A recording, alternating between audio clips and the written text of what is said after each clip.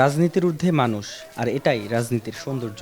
এমনটাই বিশ্বাস চাঁদপুর ৪ আসনের স্বতন্ত্র প্রার্থী এম এ হান্নানের। তাই তো নির্বাচনের মূল প্রতিদ্বন্দ্বী হারুনুর রশিদের বাবা মায়ের কবর জিয়ারত করলেন হান্নান। এলাকার ভোটাররা বলছেন, এ ঘটনায় আদর্শ রাজনীতির দৃষ্টান্ত তৈরি করলেন এই প্রার্থী। বুধবার প্রচারণার মাঝেই হঠাৎ বিএনপি মনোনীত প্রার্থীর বাড়িতে গিয়ে হাজির এম এ হান্নান। সেখানে হারুনুর রশিদের মা ও বাবার কবর জিয়ারত করেন তিনি। এ সময় হারুনুর রশিদের ছেলের সাথেও দেখা করেন তিনি। তাকে স্নেহভরে বুকেও টেনে নেন হান্নান। এ সময় তিনি বলেন, জয় পরাজয়ের মাঝেও আমরা মানুষ। জানান, ভোটে যেই জিতুক ভেদাভেদ ভুলে ফরিদগঞ্জে সবাই মিলেমিশে কাজ করবেন। জয় পরাজয় তো আছে, তবে আমরা যেন হিংসা বিদ্বেষ যেন না করি, কোনো যেন রাহাজানি না করি। এই জন্যেই আমরা চাই সবাই ফরিদগঞ্জে থাকবো, মিলেমিশে চলবো।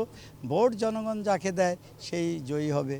আর জয় পরাজয় তো আছেই, একজন তো জয়ী হবে, আরেকজন তো পরাজয় হতেই হবে। সেই জন্য আমাদের মধ্যে যেন ভেদাভেদ না থাকে, এই জন্যেই আসলে আমরা চাই ফরিদগঞ্জ যেন হিংসা বিদ্বেষের ঊর্ধ্বে উঠে সবাই যেন রাজনীতি করে। রাজনীতির এমন সৌন্দর্য সবখানে সবার মাঝেই ছড়িয়ে পড়ুক, এমন প্রত্যাশা স্থানীয়দের।